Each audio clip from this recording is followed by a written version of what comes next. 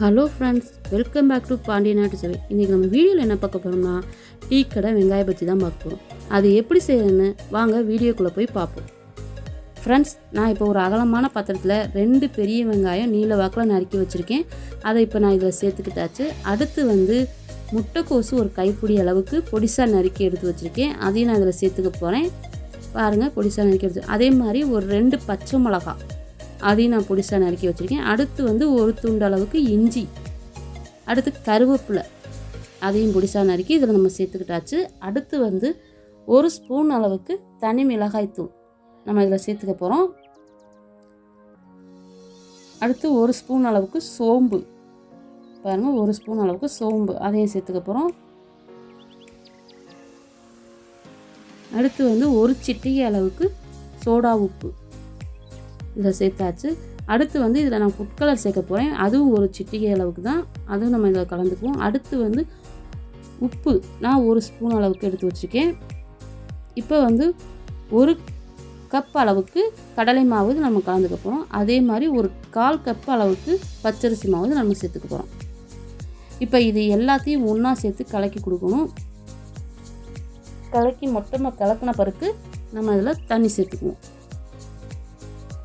மொத்தமாக எல்லாத்தையும் ஒன்றா சேர்ந்து கலக்கி கொடுப்போம். அதுக்கப்புறம் தண்ணியை நம்ம ஒரே தான் ஊற்றிடக்கூடாது, கொஞ்சம் கொஞ்சமாக ஊற்றிக்குவோம். மொத்தமாக தண்ணி ஊற்றுனோம்னா ஒரு மாதிரி தண்ணி ஆயிரும். அதனால் நம்ம கொஞ்சம் கொஞ்சமாக தான் தண்ணி சேர்க்க போகிறோம். பாருங்கள், நான் இப்போ கொஞ்சம் கொஞ்சமாக நான் தண்ணி சேர்த்துக்கிறேன். ஒரே தான் தண்ணி சேர்க்கலாம், நம்ம கொஞ்சம் கொஞ்சமாக சேர்த்து நம்ம கலரி கொடுப்போம். இப்போ நம்ம எல்லாத்தையும் அடியில் மாவு தங்காத அளவுக்கு எல்லாத்தையும் ஒன்றா சேர்த்து கலரி கொடுப்போம்.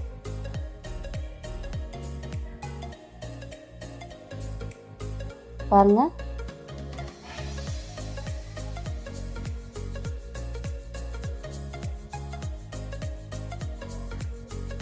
இப்போ மொத்தமாக நம்ம தண்ணி ஊற்றினோம்னா தண்ணி ஆயிரும். அதனால தான் நான் கொஞ்சம் கொஞ்சமாக தண்ணி ஊற்றிக்கிறேன். தண்ணி ஊற்றி மொத்தமாக கலரி கொடுப்போம். அடியில் மாவு தங்கிடக்கூடாது, மாவாக இருக்கும் அல்லாட்டா. அதனால் பார்த்திங்களா, மொத்தமாக சேர்த்து ஒன்றா கலக்கி கொடுப்போம். இப்போ நம்ம நல்லா கிளறி கொடுத்துட்டு அடுத்து வானலில் வச்சு நம்ம பொரிக்க போகிறோம். பாருங்கள், இப்போ நம்ம நல்லா கலந்தாச்சு, நமக்கு கிளறி முடிச்சாச்சு. அடுத்து நான் கடாயை அடுப்பில் வச்சு எண்ணெய் ஊற்றிருக்கேன். எண்ணெய் நல்லா காயட்டும்.